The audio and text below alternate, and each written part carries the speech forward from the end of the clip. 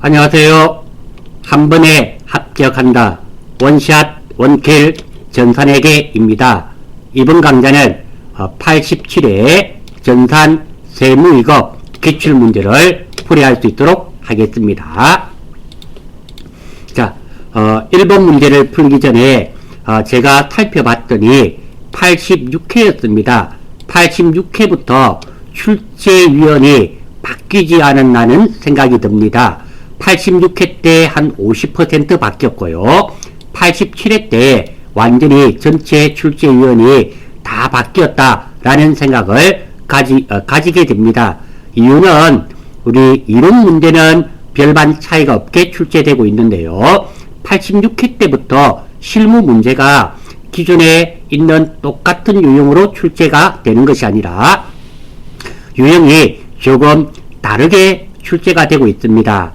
유형도 다를 뿐만 아니라 말에 대한 표현도 조금씩 다르게 표현이 되고 있습니다.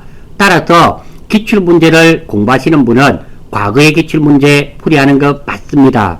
하지만 기출문제의 형식을 외워서 그대로 대답을 하시는 것은 문제가 조금 발생할 수 있습니다. 제가 드리고 싶은 말씀은 실기 문제를 풀이하실 때는 문제 자체를 완벽하게 이해를 한 다음에 문제를 풀이하실 수 있도록 하십시오. 아마 88회 때도 그러지 않을까라는 생각이 듭니다. 그리고 저는 항상 이런 문제 풀이할 때는 꼭 실기 화면의 계정 과목 및 조교 등록을 실행시켜 두고 문제를 풀이합니다. 그래서 계정 과목에 관련된 내용이 나오면 확신이 들지 않는 것은 꼭 한번 찾아보고 확인을 한 다음 문제를 풀이하실 수 있도록 하십시오. 그것뿐만 아니죠. 실기 화면에는 우리가 많은 정보들이 있습니다. 그래서 잘 모를 때는 실기 화면에 가셔서 확인을 한번 하실 수 있는 그런 버릇을 가지실 수 있도록 하십시오. 1번 보겠습니다. 다음 중 재무제표 작성과 표시에 대한 설명으로 틀린 것을 찾는 거네요. 재무제표 작성 그리고 손익계산서 작성과 표시에 대한 설명, 이거 사실 전산회계 2급 정도에 나오는 문제였습니다. 하지만 공부한 지가 오래되었기 때문에 잠시 먼저 보겠습니다. 자, 재무 상태표의 작성 원칙입니다. 구분 통합 표시의 원칙입니다. 자산, 부채, 자본은 중요한 항목은 별도로 구분하여 표시하지만 중요하지 않은 항목은 통합하여 표시할 수 있고요. 총액 표시의 원칙입니다. 자산과 부채는 원칙적으로 상대 퉁치지 않는단 말이죠. 퉁치지 않고 총액으로 기재해야 된다는 거. 즉 외상매출금 100만원 있고 외상매입금 받을 거 있으면 각각 외상매출금 100만원, 외상매입금 100만원 이렇게 적어줘야지 퉁치고 없던 걸로 하자 하고 안 적으면 안 된다. 이런 말입니다. 그리고 1년 및 정상적인 영업 주기 기준입니다. 결산일 현재 1년 또는 정상적인 영업 주기를 기준으로 구분하여 표시한다. 우리는 시험에서는 1월 1일부터 12월 31일까지가 정상적인 영업 주기가 되겠죠. 그리고 유동성 배열의 원칙입니다. 자산이나 부채는 현금성이 빠른 순서대로 배열하는 것을 원칙으로 합니다. 유동성 배열의 원칙. 잉여금 구분의 원칙입니다. 자본 잉여금과 이익 잉여금을 구분하여 표시하여야 됩니다. 자본 잉여금이란 말은 자본 거래에서 우리 주식과 관련이 있는 거죠. 자본 거래에서 발생하는 잉여금이 자본 잉여금이고요. 이익 잉여금은 우리가 영업이익 같은 거 할 때 실제로 물건을 사고 팔고 하면서 이익 보는 거 있죠. 그런 이익이 이익 잉여금인데 이 두 개는 구분해서 표시해야 된다. 이런 의미가 되며 미결산 항목 표시 금지의 원칙, 가지급금, 가수금 이런 것들은 임시 계정이지 않습니까? 등 미결산 항목은 적절한 계정 과목을 대체하여 재무제표에 표시해야 된다. 그래서 우리 결산할 때 가수금이나 가지급금 아니면 현금 과부족 이런 것들을 정산하는 문제가 결산 문제로 출제도 되고 있습니다. 자, 이 내용을 먼저 한번 살펴봤습니다. 지금 틀린 것 찾는 것입니다. 첫 번째, 자산과 부채는 유동성이 높은 항목부터 배열하는 것을 원칙으로 한다. 유동성 배열의 원칙이죠. 1번 맞는 말입니다. 두 번째, 자산은 1년 또는 정상 영업 주기를 기준으로 유동자산과 비유동자산으로 분류한다. 결산일로부터 12월 31일로부터 1년 이내는 유동, 1년 이후는 비유동. 그래서 우리가 장기, 단기 따질 때도 사실은 연도는 필요가 없습니다. 이 문제는 2019년 문제입니다. 그래서 2020은 몇 월 달이라도 관계없이 다 유동의 개념이고요. 왜? 2019년의 결산일은 12월 31일입니다. 선생님, 6월 30일이 결산일도 있고 2월 28일이 결산일이 있는 이런 회사도 있지 않습니까? 예, 있습니다. 하지만 우리 시험에서는 전제 조건이 2019년 문제 같은 경우는 회계기간이 1월 1일부터 12월 31일입니다. 그렇기 때문에 결산일은 12월 30일로 정해져 있는 겁니다. 이런 전제 조건이 있어야지 결산자료 입력할 때도 날짜가 결정되지 않습니까? 그래서 2019년을 기준으로 보면 2020은 무조건 유동, 단기의 개념이고요. 2021부터가 비유동, 장기의 개념이죠. 아무튼 유동과 비유동에 대한 말입니다. 예, 맞습니다. 중요하지 않은 항목은 성격이나 기능이 유사한 항목과 통합하여 표시할 수 있죠. 예, 맞습니다. 중요한 것은 통합하면 안 되고 중요하지 않는 것은 통합 표시가 가능합니다. 정답은 4번이 틀렸겠네요. 기타 포괄 손익 누계액은 만기 보유증권 평가 손익, 해외 사업 환산 손익 및 현금 흐름 위험 회피, 파생 상품 평가 손익 등으로 구분하여 표시한다. 정답은 4번입니다. 자, 기타 포괄 손익 누계액, 우리 실기 화면의 계정 과목 및 적용 등록에서 보겠습니다. 자, 이게 확신이 안 들, 이런 것들은 계정 과목이 확신이 안 들면 확인을 해 보시면 됩니다. 자, 여기 보시면 기타 포괄 손익 누계액이라고 있죠. 이겁니다. 눌러주시면 자, 오른쪽에 나와 있습니다. 자, 기타 포괄 손익 여기에 물론 모든 것들이 다 나타나는 것은 아닙니다. 아니지만 여기에 나타납니다. 지금 보니까 해외 사업 환산이익 손실, 파생상품 평가이익 평가손실 나타나 있습니다. 그리고 자산 재평가 차익이 나와 있네요. 자, 여기 보시면 만기 보유증권이 아니라 매도 가능증권 평가이익 평가손실이 기타 포괄 손익 누계액에 나와 있습니다. 그래서 만기 보유증권 평가손익이 아니라 매도 가능증권 평가손익이 되겠죠. 이것이 계정과목이 바뀌었더라면 맞았을 텐데 지금은 틀렸습니다.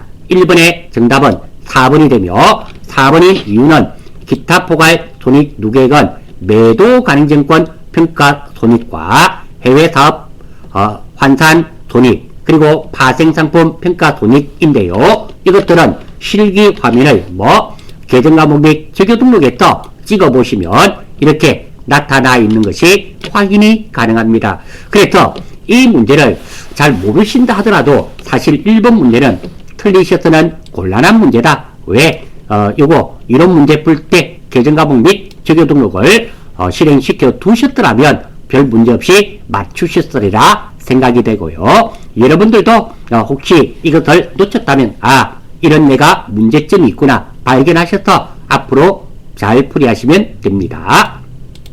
자, 2번 보겠습니다. 다음 중 감가상각 대상 자산이 아닌 것은, 자, 우리가 회계에서는 유형자산 중에 유형자산이나 무형자산은 사용함에 따라서 기간이 경과함에 따라서 감가상각이 있죠. 그런데 감가상각 없는 게 딱 두 가지가 있었습니다.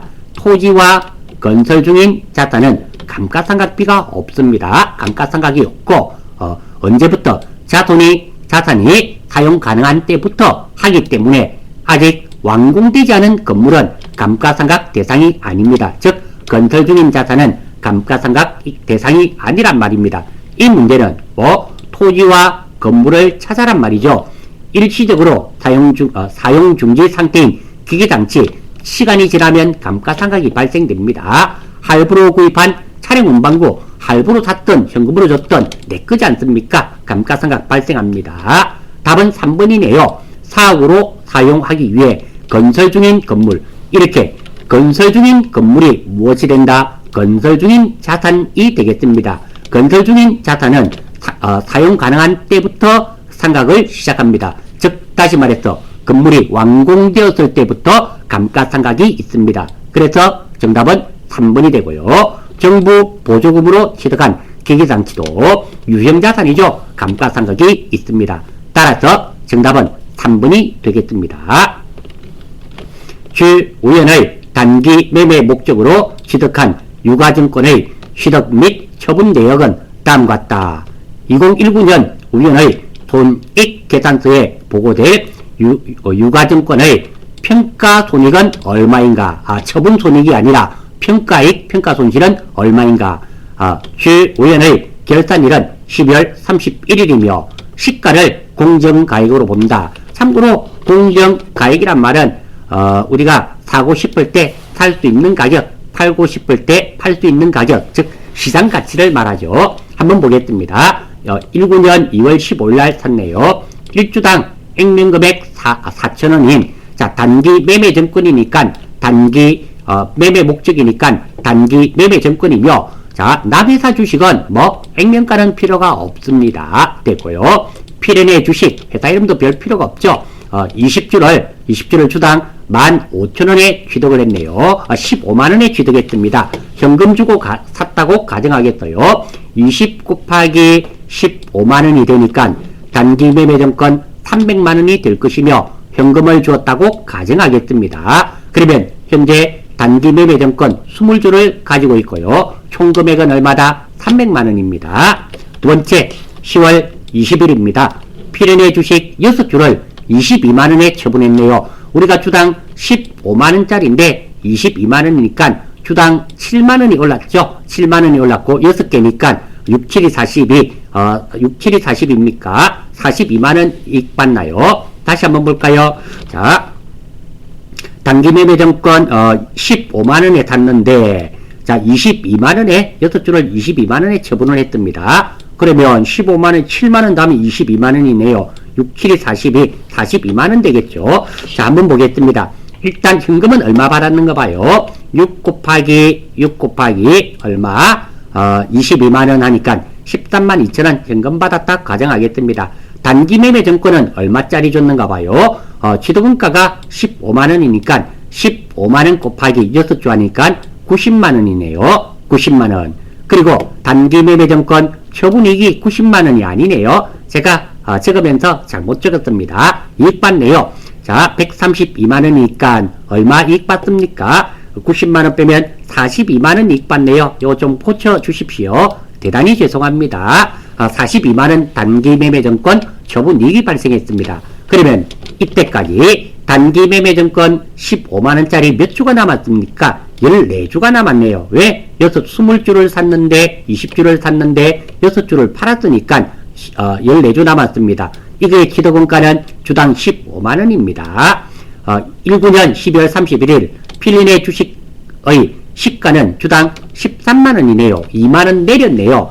내가 주당 2만원 내렸습니다. 그러니까 2만원 내린 것이 뭐 14주니까 28만원이네요. 손해봤죠? 내가 살 때는 15만원 샀는데 주고 샀는데 지금 시가가 13만원이니까 주당 2만원씩 손해봤지 않습니까? 이 2만원짜리가 몇 주? 14주입니다. 그래서 단기 매매증권 평가손실 28만원. 물론 주당 2만원씩 손해받고 14주입니다. 무엇 때문에? 단기 매매증권 때문에 손해봤습니다. 그래서 최종적으로 물어본 것은 주우연의 손익계산서에 보고될 유가증권의 단기 매매증권이 되겠죠. 평가손익은 얼마? 지금은 손실이며 28만원인 정답은 3번이 되겠습니다. 뭐 크게 어려운 문제는 아니라고 생각이 되네요. 4번 거성의 2019년 1월 1일 자본금은 4천만원, 주식수는 4만주, 액면가 1,000원, 그래서 4천만원이네요. 2019년 1월 8월 1일 주당 900원에 만주를 유상증자하였다. 유상증자란 말은 돈을 받고 우리가 주식을 발행하는 겁니다. 기말 자본금은 얼마인가? 자본금 물어보는 거네요. 자, 그러면 자 1월 1일 날 자본금이 얼마였습니까? 4천만원. 1월 1일 날 자본금은 4천만원에다가 유상증자를 했으니까 더해야 되겠죠. 우리 회사 주식을 발행하면 무조건 대변에 무엇이 증가된다? 자본금이 증가됩니다. 이 자본금은 항상 액면가 곱하기 발행 주식수가 되겠죠. 이거 우리 전산회계 1급 기본 강좌할 때 나옵니다. 자, 받은 돈은 현금으로 받았다 쳐요. 현금으로 받았고 얼마 받았습니까? 1주당 900원에 만주니까 900만원이 되겠네요. 900만원 받았고 돈이 안 맞지 않습니까? 여기에 차빈이 100만원 안 받고요. 다음 두 번째, 자 지금은 손해봤죠. 할인 발행됐잖아요. 그것이 주식 할인 발행 차금 100만원이 되겠습니다. 물론 실기 문제 푸실 때 이렇게 주식 할인 발행 차금이 100만원이 나오면 반드시 상대 계정인 주식 발행 초과금이 있는지 조회를 해서 없으면 이게 정답이고 있으면 상계 처리해 줘야 된다는 거 여러 번 말씀드렸습니다. 지금은 없다는 가정하에 하겠습니다. 물어본 것도 기말 자본금을 물어봤지 않습니까? 그러면 기초자본금이 얼마였습니까? 4천만원 있었고 유상증자 자본금이 1,000만원 있었지 않습니까? 요거 1,000만원, 요것도 오타네요. 1,000만원. 두 개 더하면 얼마가 될까요? 기말 자본금은 5천만원이죠. 5천만원. 정답은 2번이 되겠습니다. 물어본 것은 기말 자본금이니까 기초자본금 4천만원에 유상증자 얼마? 자본금은 항상 액면가 곱하기 주식수니까 4천만원 더하기 1,000만원에서 5천만원이 정답이 되겠습니다. 정답은 2번입니다. 5번 수익적 지출 항목을 자본적 지출로 잘못 회계 처리한 경우 재무제표에 미치는 영향으로 틀리는 것은, 자 먼저 수익적 지출인 경우는 수선비죠. 차량 유지비로 했는데요. 차인 경우는 수선비가 아니라 차량 유지비가 될 것이고 대변은 현금 같으니까 관계없고요. 이 수익적 지출을 자본적 지출로 했단 말은 차량 운반구로 했단 말입니다. 그러니까 차량 유지비 비용이 발생되어야 되는데 자산을 증가시켜버렸습니다. 이때 틀린 거 찾는 거네요. 첫 번째 한번 봅시다. 당기 순이익이 과대 계산된다. 그러니까 비용이 발생되어야 되는데 자산이 증가되었지 않습니까? 당기순이익 봅니다. 당기순이익은 총수익에서 총비용인데요. 지금 수익적 지출을 자본적 지출로 했기 때문에 비용이 소멸되죠. 줄어듭니다. 비용이 줄어들면 빼기가 줄어들기 때문에 당기순이익은 당연히 증가될 수밖에 없죠. 과대 계산된다. 예, 1번 맞습니다. 2번 현금 유출액에는 영향을 미치지 않는다. 수익적 지출로 하든 자본적 지출로 하든 이 지출액은 변치 않죠. 예, 2번 맞는 말이네요. 3번 자산이 과대 계산된다. 한번 볼까요? 차량 유지비 비용으로 되어야 되는데 자본적 지출로 했으니까 차량 운반구 자산으로 했습니다. 차변의 자산이니까 자산이 증가되겠죠. 과대 계산됩니다. 예, 맞습니다. 4번 자본이 과소 계산된다. 자, 그런지 한번 봅시다. 자, 일단 비용이 없어지고 자산이 증가되었기 때문에 비용이 소멸되었습니다. 비용이 줄어들게 되면 당기순이익이 늘어난다 그랬죠. 그리고 기말자본은 기초자본 플러스 당기순이익입니다. 지금 당기순이익이 증가되지 않았습니까? 플러스가 증가되면 기말자본은 어떻게 될까요? 증가될 수밖에 없죠. 그래서 과소 계산된다가 틀렸습니다. 과대 계산된다. 이렇게 되겠네요.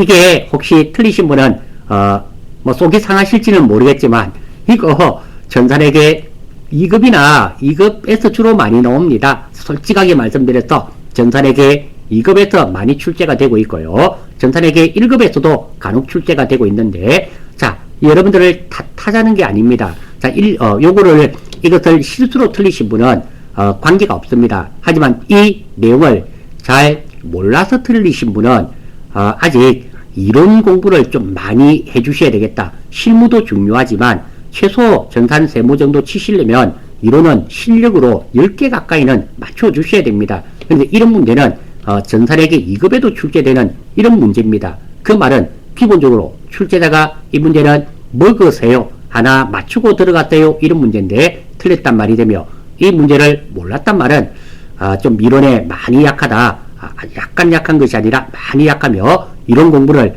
열심히 하셔야 된다, 이렇게 판단하시면 됩니다. 다음 6번도 마찬가지네요. 이거 전산에게 1급에서도 많이 나오는 겁니다. 원가의 아주 기본적인 문제죠. 이 문제도 놓친 분이 계신다면 이런 공부 좀 많이 해주셔야 되는 게 맞습니다. 한번 보겠습니다. 다음 중 조업도의 증감에 관계없이, 조업도란 말은 생산하는 양 증감, 많이 생산하고, 조업도가 증가한다, 감소한단 말은 많이 생산하고 작게 생산한다, 이렇게 받아들여 주시면 쉽습니다. 관계없이 관련 범위 내에서 총액이 항상 일정하게 발생하는 원가 요소는, 자, 원가 요소 고정비, 변동비, 준변동비, 준고정비가 있습니다. 고정비는 많이 생산하든지 적게 생산하든지, 즉 조업도의 증감에 관계없이 항상 일정하게 들어가는 원가로서 가장 대표적인 예가 임차료, 보험료, 재산세, 감가상각비. 많이 생산한다고 달세가 많이 들지 않지 않습니까? 화재보험료 많이 생산한다고 많이 내는 거 하지 않습니까? 그래서 고정비가 되고요. 다음 변동비 한번 볼게요. 변동비는 많이 생산하면 많이 들고, 생산하지 않으면 하나도 들어가지 않는 원가입니다. 가장 대표적인 게 직접 재료비죠. 재료는 많이 생산하면 재료가 많이 들고, 아예 생산하지 않으면 재료가 들지 않겠죠. 그게 변동비입니다. 준변동비, 자, 조업도가 0인 경우에도 일정액이 발생합니다. 또한 조업도가 증가하면 비례하여 증가하는 원가요소, 즉 그림으로 나타내면, 자, 이렇게 되겠죠. 이런 그림이 되면 변동비가 되고요. 그리고 두 번째로 준변동비는 뭐 아예 생산하지 않는다 하더라도 여기서부터 이렇게 되는 겁니다. 많이 생산하면 많이 드는 거. 그 다음에 준고정비, 특정 범위의 조업 수준에서는 일정한 금액이 발생하지만 관련 범위를 벗어나면 원가 총액이 일정액만큼 증가 또는 감소하는 원가입니다. 대표적인 예가 그림으로 나타내면은 이런 게 되겠죠. 기계장치 한 대에 1000개씩 만들 때 1000개를 벗어나면 또 한 대가 필요하겠죠. 2000개를 벗어나면 또 한 대가 필요하겠죠. 이런 게 준고정비가 됩니다.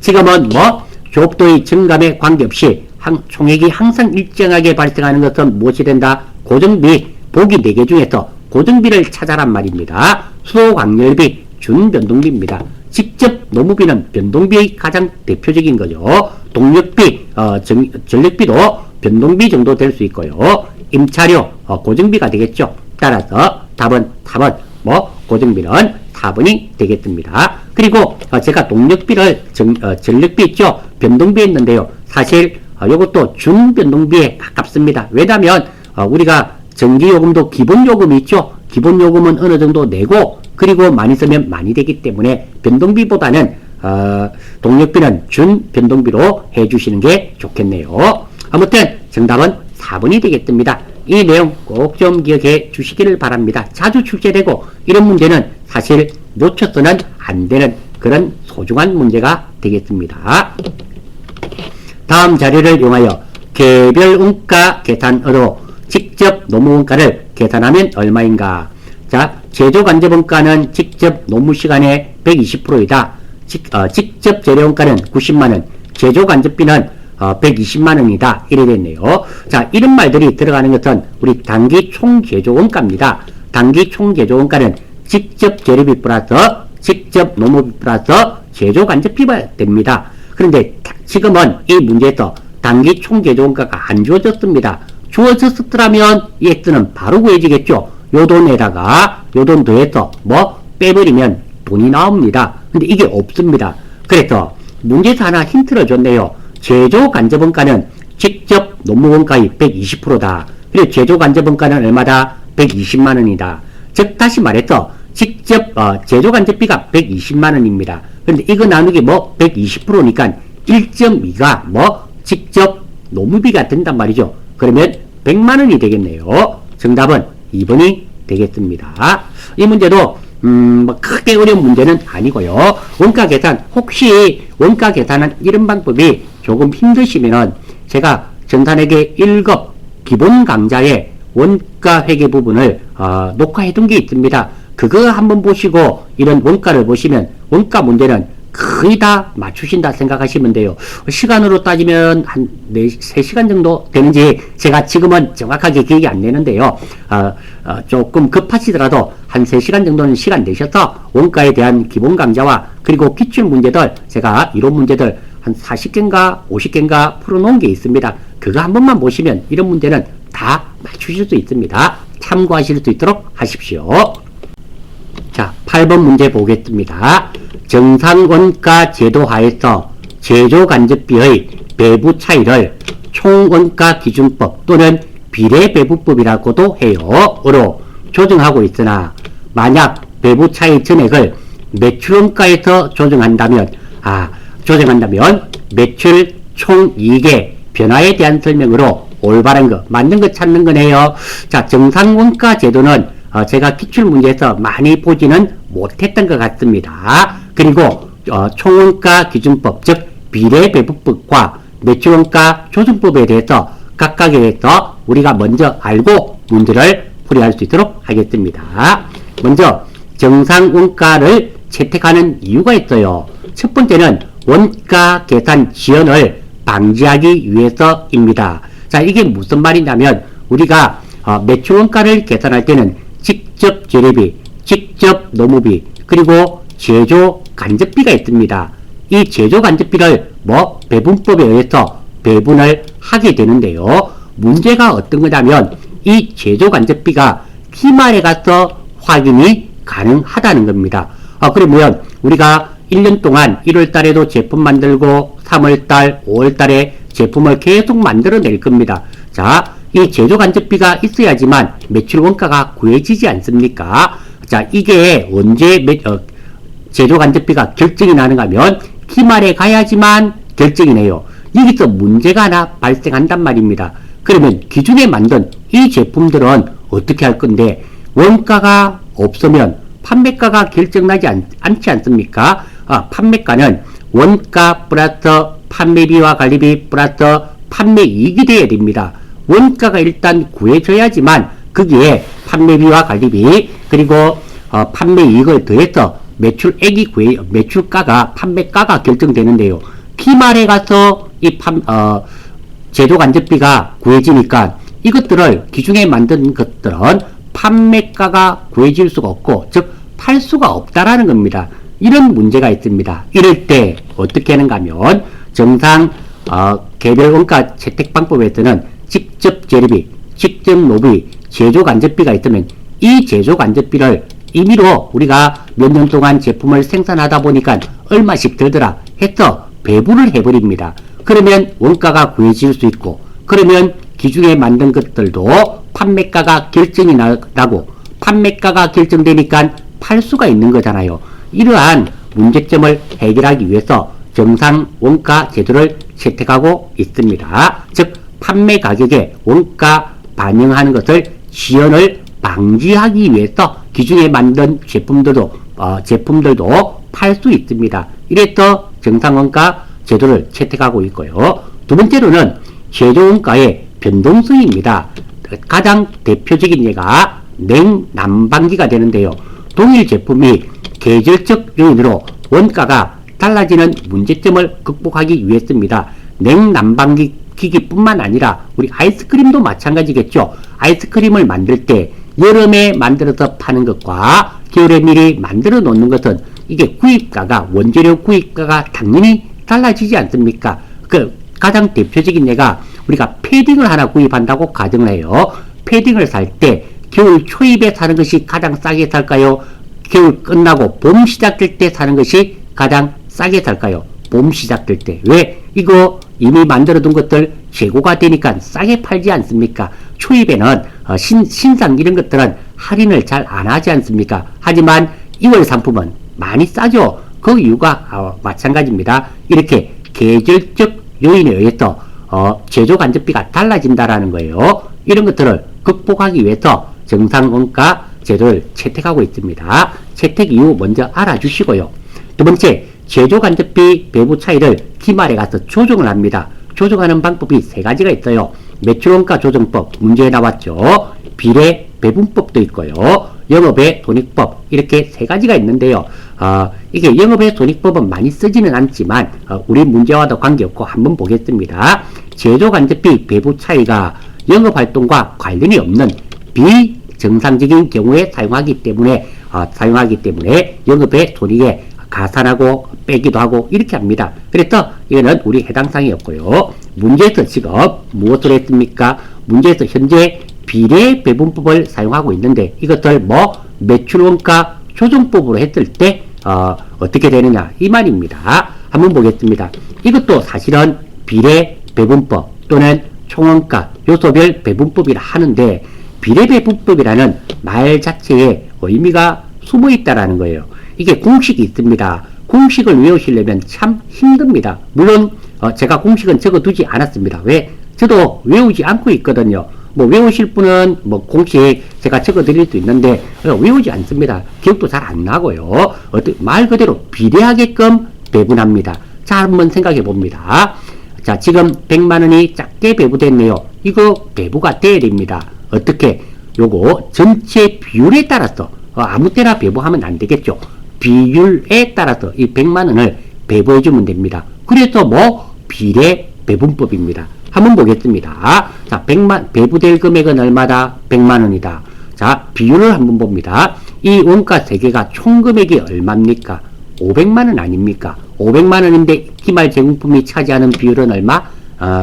100만원. 그럼 20%네요. 그러면 여기 얼마 배분하면 될까요? 20만원 배부해주면 됩니다. 기말 제품도 마찬가지네요. 20만원 배부해주면 됩니다. 매출원가는 500만원에서 300만원을 차지하고 있지 않습니까? 그럼 60%를 차지하고 있죠. 여기 60만원 배부를 하면 됩니다. 이렇게 배부하는 것이 비례 배분법입니다. 지금 현재 비례 배분법을 사용하고 있단 말입니다. 그럼 매출원가가 얼마가 되는가 한번 봐요. 원래 300만원 있었죠. 300만원에다가 배부됐습니다. 얼마가 배부됐습니까? 60만원. 그러면 360만원 현재 매출원가는 얼마로 되겠다? 360만원입니다. 그런데 이 배분하는 비례 배분법을 뭘로 하겠다? 매출원가 조정법으로 하겠단 말입니다. 자, 매출원가 조정법은 제조간접비 배부 차이가 중요하지 않은 경우에 사용합니다. 이것은 매출원가에 가산을 해버리면 됩니다. 그러니까 100만원이 작게 배부되었네요. 매출원가에다가 가산한단 말입니다. 더 해버리겠단 말이에요. 그럼 매출원가가 얼마가 되겠다? 400만원이 되겠죠. 그러면 자, 제가 적어두었습니다. 매출원가는 본대 300만원에 이 300만원에다가 가산한다 그랬지 않습니까? 과소 배부에 100만원을 가산을 하게 되면은 얼마가 됩니까? 400만원이 됩니다. 즉 매출원가가 얼마? 400만원 변경해서 적용됩니다. 자, 그러면 어떤 차이가 있는지 봐요. 문제에서 매출 총이익에는 어떤 변화가 있는지 봅니다. 매출액은 제가 700만원이라 가정을 했습니다. 그러면 700만원에서 자, 현재 무엇이었습니까? 비례 배분법이었죠. 비례 배분법의 매출원가는 얼마? 360만원이었습니다. 360만원을 뺐더니 매출 총이익은 얼마가 된다? 340만원이 되겠고요. 만약에 이게 매출원가 조정법이라면 원가가 얼마입니까? 400만원으로 되지 않습니까? 그러니까 이 매출원가가 400만원이 됩니다. 400만원이 되면은 변경이 되면 얼마? 300만원이네요. 그러면 결론적으로 이거 가지고 되네요. 매출 총이익에 변화가 생겼습니다. 현재는 비례 배분법이며 현재대로 했을 때는 340만원의 이익이 발생이 되었는데 매출원가 조정법으로 하니까 300만원의 이익이 생겼습니다. 그러면 이익이 늘었습니까? 줄었습니까? 줄었습니다.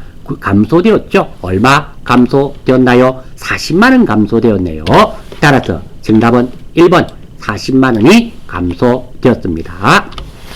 그래서 자, 이 문제를 풀기 위해서는 첫 번째가 우리가 정상 개별 원가 채택하는 이유도 먼저 좀 알아주셔야 됩니다. 알아주시고 왜 이 문제가 88회 때 똑같은 문제가 이런 문제는 잘 출제되지 않습니다. 그러니까 알아주시고 두 번째로 정상 개별 원가 채택 방법에서 매출원가 조정법과 비례 배분법이 있는데요. 비례 배분법은 공식으로 하지 마시고 요 배부될 금액이고 이 전체 금액에서 차지하는 비율대로 그래 또 비례 배분법이구나. 비례란 말이 들어가니까 비율대로 배분되는 방법입니다. 그리고 총 원가죠. 매출원가 조정법은 이 금액을 매출원가에 가산하면 된다. 이것만 알아주시면 충분히 해결할 수 있는 문제이며, 이 문제는 자주 출제되지 않은 문제입니다. 자, 9번입니다. 자, 그래서 우리 8번 같은 문제는 사실 조금 어려운 문제가 맞습니다. 그러면 이런 문제들은 우리가 익혀갈 수 있도록 하고, 대신에 이런 문제를 풀이하실 때는 법에 관련된 거 이런 것들은 너무 방대하기 때문에 맞추기가 좀 힘든 부분도 있습니다. 그래서 자주 출제됐고 쉬운 것들부터 먼저 조져야 됩니다. 그리고 나서 시간 되실 때 나머지 것들 하나씩 익혀주시면 됩니다. 다음 중 제품 생산 과정에서 발생하는 비정상적인 공손품 원가를 처리하는 항목으로 가장 타당한 것은, 자, 감모는 코딱지만큼 없어지는 거죠. 제품 생산 과정 또는 판매 과정에서 코딱지만큼 없어지는 것을 감모, 뺄감자, 틀모자에서 감모라 그래요. 공손, 불량품입니다. 제품 생산 과정 또는 판매 과정에서 생기는 불량품입니다. 지금은 불량품, 공손이죠. 자, 정상적인 감모와 정상적인 공손은 원가에 가산을 하면 되고요. 비정상적인 감모와 비정상적인 공손은 영업 외 비용으로 처리하는데요. 비정상적인 감모도 재고자산 감모 손실, 그리고 비정상적인 공손도 재고자산 감모 손실이 됩니다. 자, 그리고 어떤 게 정상 감모, 어떤 게 정상 공손이라면, 예를 들었습니다. 주유소에서 주유시 떨어지는 한두 방울의 기름은 유류는 어쩔 수 없이 떨어지죠. 이런 것은 정상 감모가 되며, 두 번째로 주유소에서 주유원의 실수로 주유구에 넣지 않고 바닥에 흘리는 경우 있죠. 실수로 흘리는 거, 이런 것은 비정상 감모가 되는 겁니다. 예를 보겠습니다. 기말 재고 조사 결과 제품 10만원이 비정상 감모로 확인되었다. 이럴 때 비정상 감모니까 영업 외 비용으로 처리해야 되며, 이때 사용되는 계정과목이 재고자산 감모 손실, 이렇단 말입니다. 그리고 없어진 것은 제품이잖아요. 제품이니까 제품 10만원 이렇게 분개가 되며, 그리고 대변에 이렇게 제품 재고자산 자체가 나왔으니까 적요 번호 8번 타 계정으로 대체 꼭 해주셔야 됩니다. 지금은 뭐로 처리한다? 이거는 간단하게 비정상적인 공손과 감모는 영업 외 비용으로 처리하는 거 알아주시면 좋겠고요. 아래쪽에 있는 내용은 혹시 이 내용을 놓치셨을까봐 한 번 더 확인차 메모해 두었습니다. 10번입니다. 종합 원가 계산의 흐름을 바르게 나열한 것은, 우리 종합원가 계산에서 완성품 환산량 기억나십니까? 그때 선입선출법과 평균법이 있었잖아요. 할 때 제일 먼저 물량의 흐름부터 파괴됩니다. 이게 1번입니다. 그래서 가번부터 출발해야 되네요. 4번은 어떠한 경우에도 되지 않습니다. 그리고 맨 마지막이 완성품과 기말 제공품의 원가를 계산하게 되어 있습니다. 그래서 나번으로 끝이 나야 됩니다. 나번. 그러면 1번은 또 안 되죠. 1번은 안 됩니다. 2번 아니면 3번이 되겠네요. 두 번째입니다. 제가 종합원가 계산의 흐름을 했는데요. 먼저 물량의 흐름을 파가고요. 완성품 환산량을 계산해서 완성품 환산량 단위당 원가가 계산이 됩니다. 그래서 물량의 흐름, 가번이 출발이고요. 1, 2, 3 중에 하나고요. 두 번째가 완성품 환산량을 계산해야 됩니다. 요거 마번이 되겠네요. 마번. 안 되네요. 정답은 2번밖에 될 수가 없습니다. 그리고 이 종합원가의 흐름이 나왔는데요. 이번에는 이게 나왔지만 88에는 똑같은 문제 출제되지 않겠죠. 이 말을 역으로 잘 생각하면은 어떤 88회 때는 이런 문제로 무엇이 나올 수 있겠다? 당연하죠. 종합원가 계산에 있어서 완성품 환산량에 의해서 선입선출법과 평균법에 개수하는 문제 많이 나와 있습니다. 그 문제가 출제될 확률이 아주 높다. 이렇게 받아들이시면 되겠습니다. 그 문제로 기출문제 몇 문제 나와 있으니까 한번 참고하실 수 있도록 하십시오. 꼭 좀 익혀주십시오. 11번 부가가치세법상 재화 또는 용역의 공급이 아래와 같을 경우 세금계산서 발급 대상에 해당하는 공급가액의 합계액은 얼마인가? 내국 신용장에 의한 수출 2,500만원. 이거 영세율 세금 계산서 교부하지 않습니까? 이거 해야 됩니다. 두 번째, 외국으로 직수출을 여러분들 실기 문제에 많이 나오지 않습니까? 세금 계산서 발행하지 않지 않습니까? 이거 아닙니다. 다음, 부동산 임대 공급에 대한 간주 임대료, 간주 공급이라 그러죠. 간주 공급은 세금 계산서 발행하지 않습니다. 세금 계산서 발급이 면제되는 거예요. 즉, 간주 공급이란 말 자체가 어떻게 된다? 팔았다 치고 부가세만 신고 납부해란 말입니다. 이것도 아닙니다. 견본품 무상 제공, 장부가액 400만원 시가. 견본품을 무상으로 제공하는 것은 재화의 공급이 아닙니다. 재화를 공급한 게 아니기 때문에 부가세를 납부하지 않는 거죠. 이것도 해당이 없습니다. 그러면 세금 계산서 공급가액 합계는 내국 신용장에 의한 수출이 되겠죠. 영세. 이 금액이 얼마다? 2,500만원입니다. 요 중에서 실수하실 수 있는 거, 이거는 실기에 놓으니까 틀릴 리 없겠고요. 견본품 무상 제공은 재화의 공급이 아닙니다. 이것도 틀릴 게 간주 임대료, 요게 아마 더할 수도 있겠네요. 더할 수도 있겠는데, 이 부분은 간주 공급은 신고 납부만 하면 됩니다. 세금 계산서 발급이 면제된다는 거 하나 체크하셔서 익혀주시면 좋겠습니다. 12번. 다음 중 부가가치세법상 환급에 대한 설명으로 틀린 거 찾는 거네요. 한번 보겠습니다. 일반 환급은 각 과세기간별로 확정신고 기한 후 30일 이내에 환급해야 된다. 예, 맞습니다. 자, 이 문제는 보기 전에 요거부터 한번 먼저 보고 우리가 문제를 보면 좀 더 유리할 것 같습니다. 부가가치세 조기 환급입니다. 왜 부가가치세를 조기 환급해 주느냐면 사업을 처음 시작할 때 여러가지 투자로 인하여 초기에 많은 비용이 소요되거나 또는 새로운 설비 투자로 많은 비용이 소요되면 영업을 이어가는데 자금이 부족할 수 있습니다. 이런 경우를 위해 국세청에서는 부가가치세를 조기 환급 제도를 두고 있습니다. 그래서 국세청에서 빨리 부가세를 환급해 줌으로써 영업 자금에 사용해란 말입니다. 그게 조기 환급의 개념이고요. 부가가치세 환급은 원칙적으로 부가가치세 확정신고 기간이 끝난 후 30일 이내에 환급을 해주는 반면 조기 환급이니까 당연히 일찍 해주지 않습니까? 신고 기한 후 15일 이내에 환급할 수 있습니다. 그래서 한번 보겠습니다. 자, 일반 환급은 각 과세기간별로 확정신고 기한이 지난 후 30일 이내에 환급하며 30일 이내에 환급한다 그랬습니다. 그래서 맞던 겁니다. 두 번째, 2번. 재화 및 용역의 공급에 영세율이 적용되는 경우에는 조기 환급이 가능하다. 이유는 간단합니다. 영세율은 어디에 적용이 되는 겁니까? 수출하는 재화가 영세 아닙니까? 즉 수출 촉진의 목적으로 조기 환급해 주겠단 말입니다. 맞습니다. 고정자산 매입 등 사업 설비를 신설하는 경우 조기 환급이 가능하다. 이게 있었잖아요. 새로운 설비 투자로 인하여 많은 비용이 소모됩니다. 그러니까 신규 사업에 투자를 많이 하란 말입니다. 그래서 생산량도 늘리고 고용을 창출해라. 대신에 부가세를 빨리 돌려줘서 영업자금을 융통할 수 있도록 해주겠다. 이런 말입니다. 예, 맞습니다. 영세율 등 조기 환급 기간별로 당해 조기 환급 신고 기한 후 25일이 아니었잖아요. 30일인데 꼴랑 5일 안 되죠. 15일 이내에 환급을 해야 됩니다. 그래서 정답은 4번이 되겠습니다. 자, 그리고 또 하나 더. 자, 지금 문제는 4번 25일이 아니라 15일이 되는데요.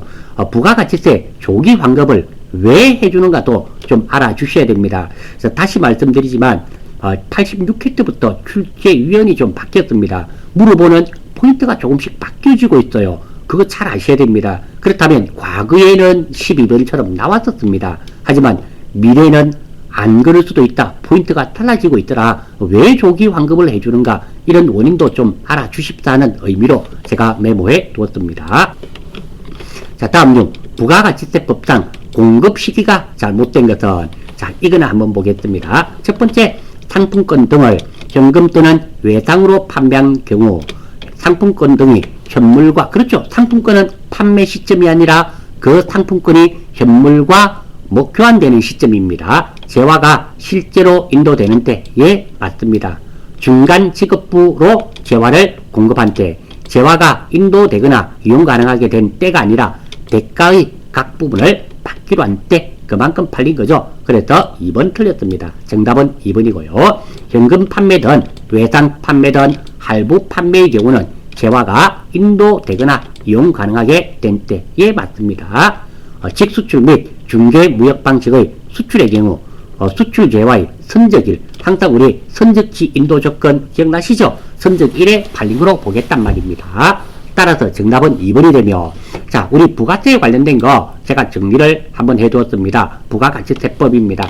이 정도는 꼭 좀 알아주셔야 됩니다. 첫 번째, 세금 계산서는 원칙적으로 재화 또는 용역의 공급 시기에 발급해야 됩니다. 즉 팔릴 때 그때 발급해야 됩니다. 원칙적으로. 두 번째, 세금 계산서는 일정한 경우에는 재화 또는 용역의 공급 시기 전에도, 즉 다시 말해서 재화를 넘겨주기 전에 먼저 세금 계산서를 발행할 수도 있단 말입니다. 월 합계 세금 계산서는 예외적으로 재화 또는 용역의 공급일이 속하는 달의 다음 달 10일까지입니다. 세금 계산서를 발행할 수 있다. 그러니까 이런 말이잖아요. 우리가 A라는 거래처에 하루에도 여러 수십 건의 세금 계산서 거래가 일어납니다. 한 달만 해도 엄청나잖아요. 이런 경우는 이게 세금 계산서 발행 업무가 너무 많아서 업무가 마비가 될 수가 있습니다. 그래서 약정을 맺습니다. A 거래처야, 우리 이거 한 달 1일부터 말일까지 30일까지 하는 거 한 장으로 그냥 끊자. 어떤 놈? 그래야지 너도 일도 작고 우리도 일 작다. 합의 봅니다. 그럼 이 내용을 언제? 다음 달 10일까지 한 장으로 발행할 수 있다. 이런 말이 되겠습니다. 법인사업자는 전자세금계산서 의무적으로 발급해야 됩니다. 그래서 우리 전산세무에서 부가세 신고할 때 종이 세금계산서를 발행하면 1%의 가산세를 납부하지 않습니까? 그렇고, 그리고 직전 연도 사업장별 공급가액의 합계입니다. 면세 공급가도 포함되고 3억 원 이상인 개인 사업자는 전자세금계산서 의무 발급 대상자입니다. 그러니까 법인사업자는 당연히 전자세금계산서 의무 발행 사업자가 되고요. 개인 사업자인 경우는 공급가액의 합계액이 몇억 원 이상 3억 원 이상이 되면은 전자세금계산서 의무 발급 대상자다. 이런 말입니다. 관할 세무서장은 조기 환급 신고에 따른 환급세액 신고 기한 후 지난 후 앞에서도 나왔습니까? 요거는 며칠 이내에 10일 이내에 신고를 해야 된다. 이런 말이 되겠습니다. 자, 다음 전자세금계산서는 발급일의 다음 날까지 전자세금계산서 발급명세를 국세청장에 전송해야 된다. 그러니까 세금계산서를 발행을 하게 되면은 언제까지? 그 다음 날까지 국세청에 발급명세를 전송해야 됩니다. 대손금은 과세표준에 포함했다가 대손세액 공제를 하게 되어 있습니다. 그리고 매출 애누리와 환입은 과세표준에 포함되지 않습니다. 깎아준 돈, 그리고 돌려받은 돈, 이런 돈은 매출액에 포함되지 않는다. 과세표준에 포함되지 않는다. 그리고 공급받는 자에게 도달하기 전에 파손, 멸실된 재화, 멸실이란 말이 파손의 의미로 받아들이시면 됩니다. 재화의 가액은 당연히 과세표준에 포함되지 않을 수밖에 없죠. 일반 과세자의 과세표준은 공급가액의 금액으로 한다. 그러니까 공급가가 있고 세액이 있다면 공급가가 과세표준이란 말입니다.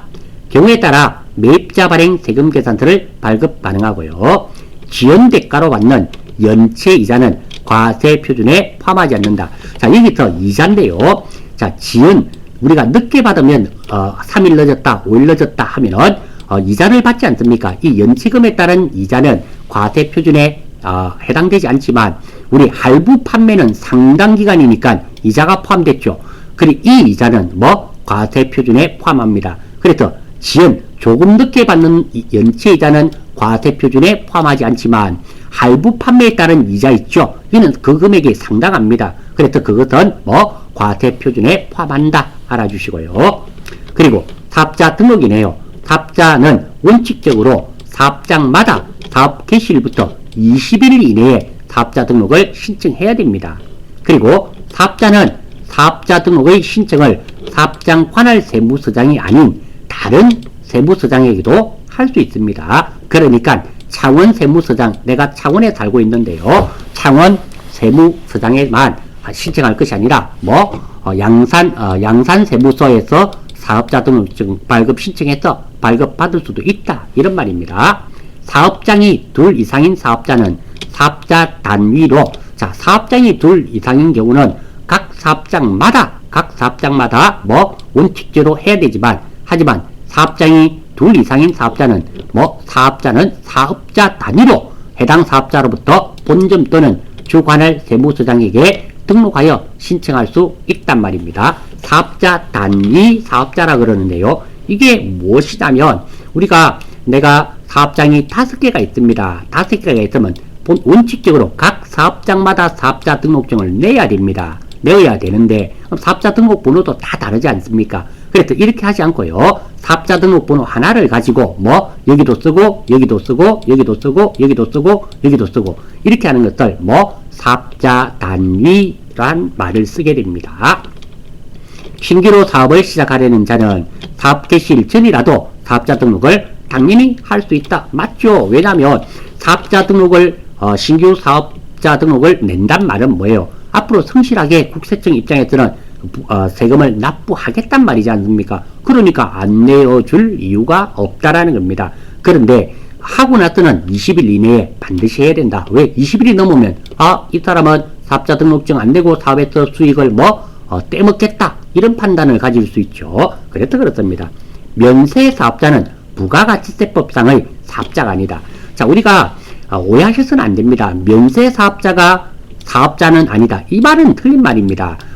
소득세법에서는 사업자가 해당이 되죠. 부가가치세법에서는 면세 사업자는 사업자가 아닙니다. 왜? 면세 사업자는 부가세를 징수하지 않지 않습니까? 그러니까 사업자로 안 보겠단 말입니다. 그리고 재화의 공급식입니다. 여기 시험에 나왔죠. 상품권 등을 현금으로 판매하고 그 상품권이 현물과 교환되는 경우는 상품권이 현물과 교환되는 때 팔린 것으로 보고요. 현금 판매, 외상 판매의 경우 할부도 해당됩니다. 재화가 인도되거나 이용 가능하게 된 때, 그리고 재화의 공급으로 보는 가공의 경우 가공된 재화를 인도하는 때, 중간 지급 조건부로 재화를 공급한 경우 대가의 각 부분을 받기로 한 때, 그리고 직수출 및 중개무역의 방식의 수출의 경우 수출 재화의 선적, 기적일이 되겠죠. 지금 우리가 보기에 나왔던 거는 지금 보니까 이거 나왔고요. 이거 나왔고, 그리고 이것도 나왔네요. 이것도 나왔고요. 이렇게 나왔네요. 부동산 전세금에 대한 간주 임대료, 예정 신고 기간의 종료일 또는 과세 기간의 종료일이 되고요. 반환 조건부 판매, 동의 조건부 판매, 그 밖의 조건부 판매의 경우는 그 조건이 성취되거나 기한이 지나 판매가 확정된 때, 자, 이것들이 부가가치세법에서 자주 출제되는 내용이며 부가가치세법 아주 많습니다. 다 외울 수는 없다 하더라도 이 정도는 좀 익혀주시면 참 고맙겠습니다. 됐고요. 자, 14번. 다음 중 소득세법상 과세 기간에 대한 설명으로 틀린 거네요. 자, 이거 소득세법 제15조 과세 기간이 있습니다. 소득세의 과세 기간은 1월 1일부터 12월 31일까지 1년을 원칙으로 합니다. 두 번째, 거주자가 사망한 경우의 과세 기간은 당연히 1월 1일부터 사망했으니까 사망한 날까지로 해야 되겠죠. 3번입니다. 거주자 또는 주소 또는 거소를 국외로 이전, 출국하는 경우는 비거주자가 되는 경우 과세 기간은 1월 1일부터 출국한 날, 그날까지가 과세 기간이 됩니다. 틀린 거 찾는 거네요. 일반적으로 소득세의 과세 기간은 1월 1일부터 12월 31일까지로 한다. 1년으로 한다. 예, 맞습니다. 두 번째, 거주자가 사망한 경우의 과세 기간은 1월 1일부터 사망한 날까지로 한다. 예, 맞습니다. 폐업 사업자의 사업소득의 과세 기간은 1월 1일부터 폐업일까지로 한다. 이거 틀렸습니다. 사업의 개시나 폐업은 과세기간에 영향을 받지 않습니다. 그래서 정답은 3번입니다. 4번, 거주자가 주소 또는 거소를 외국으로 이전하여 비거주자가 되는 경우의 과세기간은 1월 1일부터 출국한 날에, 자, 1월 1일부터는 별 문제 없고요. 언제까지? 출국 전날이나 출국하기 전날이나 아니면 출국한 다음 날이냐 출국한 날이냐, 사실 한번 생각해 보십시오. 내가 저녁에 출국을 했습니다. 그러면 언제? 오늘 오전이나 낮에 소득이 있을 수 있죠. 그러니까 출국한 날까지 과세 기간이 되는 겁니다. 그래서 정답은 3번이 될 수밖에 없습니다. 15번 다음 중 소득세법상 특별공제에 대한 설명으로 틀린 것은 첫 번째, 의료비는 총급여의 3%를 초과하지 않는 경우에도 의료비 세액공제를 적용을 받을 수 있다. 1번 틀렸습니다. 카드 공제도 마찬가지고요. 자, 이게 의료비 같은 경우는 총급여액의 3%가 초과가 되어야 됩니다. 초과되는 금액의 15%를 공제합니다. 예를 한번 들어보겠습니다. 제가 연봉이 1000만원이었어요. 총급여액이 1000만원이었습니다. 그럼 3%니까 30만원이네요. 내가 의료비 쓴 게 20만원이다. 이 사람 공제되는 거 빵원입니다. 하나도 안 됩니다. 어떻게 되는가 하면 이 사람이 예를 들어서 50만원 썼습니다. 그럼 50만원에서 3%니까 30만원을 빼요. 나머지 20만원에 대해서 몇 퍼? 15%를 공제해 줍니다. 그럼 3만원 공제해 주는 거네요. 이렇게 계산이 됩니다. 이게 총급액의 3%를 초과하지 않으면 의료비 공제는 아예 안 됩니다. 그래서 여러분들 의료비 공제받을 때 총급여에서 3%가 초과되는지 보고요. 사실은 이 3%가 생각보다 많습니다. 그래서 우리가 병원에 가서 뭐 감기약 지어 먹고 이런 것들은 거의 의료비 공제가 되지 않습니다. 수술이나 이런 거 좀 크게 돈이 지출이 되어야지 의료비 공제가 되고요. 아니면 공제가 잘 되지 않습니다. 아무튼 자기 총급여액입니다. 3%가 초과가 되어야 되고 초과된 거를 0으로 해서 출발이 됩니다. 그만큼 그만큼 금액의 15%가 공제된다는 거. 그래서 1번 틀렸습니다. 2번 일반 보장성 보험료 납입액과 장애인 전용 보장성 보험료 납입액의 공제 한도는 각각 100만원입니다. 자, 제가 요거는 밑에 적어 두었는데요. 이 공제 한도 있잖아요. 공제 한도는 실기 화면에서 확인이 가능합니다. 우리 교육비 공제 초등, 중등, 고등학교는 각각 300만원이고 대학은 900만원까지 되죠. 연간입니다. 되는데 이걸 다 외울 수 없습니다. 외우실 수 있으면 외우시면 되고요. 못 외우시면 확인이 가능합니다. 실기 화면에 원천징수 탭에서 근로소득 세액공제신고서에서 F2를 해서 아무나 하나 불러옵니다. 불러와서 세액공제 탭에서 보면 공제 한도가 다 확인이 가능합니다. 자, 이거 한번 확인해 보겠습니다. 자, 어디냐면 자, 여기 보시면 원천징수 있잖아요. 원천징수 이 탭 눌러주시고요. 눌러주시고 이렇게 우리가 안 외워도 되는 거, 안 외워도 되는 것은 안 외우시는 게 좋고 뭐 물론 외우고 있으면 참 고맙죠. 여기 보시면 근로소득 세액공제 신고서 있죠. 요거 눌러주시고 자, 사람 이름이 없으니까 F2 하면 나타납니다. 뭐 최수지 한번 해볼까요? 확인. 이게 아무나 선택하면 됩니다. 한 사람만 놓으면 되니까요. 확인. 자, 여기 보시면 세액공제 탭이 있죠? 여기 세액공제 이 탭을 눌러보시면 나옵니다. 한번 볼게요. 자, 이게 나와 있네요. 자, 여기 보시면 보험료죠. 보장성 보험료 100만원 그리고 장애인 전용 보장성 보험료 100만원 따로 해줍니다. 그리고 여기 보시면 취약전 아동 초중고까지는 교육비가 각각 300만원 아닙니까? 그리고 대학생은 대학원은 안 됩니다. 1인당 900만원까지 이렇게 정치 기부금은 이렇게 10만원까지는 되고요. 그 다음에 10만원 초과하는 부분은 비율이 또 달라지게 되겠죠. 이렇게 나옵니다. 요거 참고하시면 도움이 돼요. 자, 그래서 지금은 100만원이 맞습니다. 장애인 특수교육비는 세액공제는 제외하고 직계존속의 대학 등록금은 교육비 세액공제 대상이 아니다. 자, 이 답은 제가 답안지를 한번 봤습니다. 복수 정답이 되었는데요. 3번도 맞다 해줬네요. 맞다 해줬고 1번 당연히 1번입니다. 그런데 사실 1번, 3번 다 맞다 해주면 안 됩니다. 왜냐하면 다음 소득세법상 특별공제에 대한 설명으로 가장 틀린 거잖아요. 틀린 것은 이란 말과 가장 틀린 것은 다릅니다.